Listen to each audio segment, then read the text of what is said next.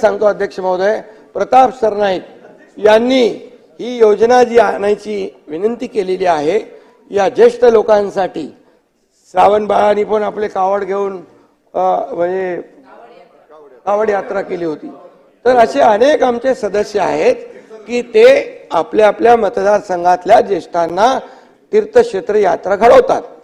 आता हज यात्रेला पण काही लोक जातात, ते त्यांची यात्रा करतात आणि म्हणून याच्यामध्ये प्रताप सरनाईक यांनी या योजनेमध्ये हिंदू, ख्रिश्चन, शीख, बौद्ध, जैन धर्मियांच्या महत्वाच्या तीर्थ नाही आहे ना, हो तो आहे ना, अरे हो आहे, ते तर हज यात्रा आहेच ना।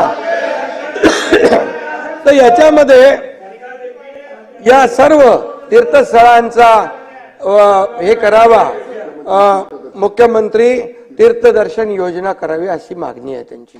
अध्यक्ष महोदय, मी सांगतो आपल्याला की वयोश्री योजना देखील आपण केलेली आहे। ज्येष्ठांना वयोश्री योजना आपण केली। हॉस्पिटलमध्ये आरोग्याची तपासणी असेल, त्यांना औषधोपचार असेल, त्यांना देखील आपण आरोग्य विभागाला मी सूचना दिलेल्या आहेत, त्यांना एक वेगळं ते गेल्याबरोबर त्यांना उपचार त्यांना मिळाले पाहिजे, ती देखील आपण योजना केलेली आहे।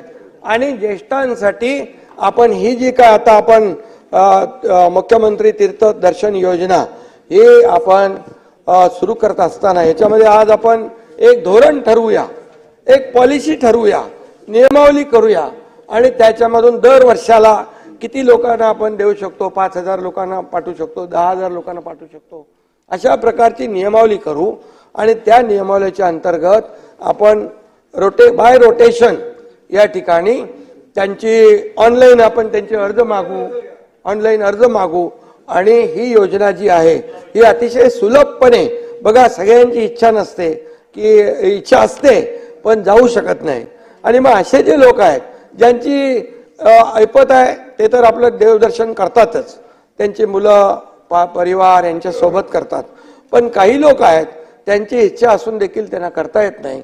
म्हणून अशा ज्येष्ठांना आता ही जी आहे, कारण ही महाराष्ट्र ही संतांची भूमी आहे आणि म्हणून या ज्येष्ठ नागरिकांसाठी मुख्यमंत्री तीर्थदर्शन योजना आम्ही लागू करू आणि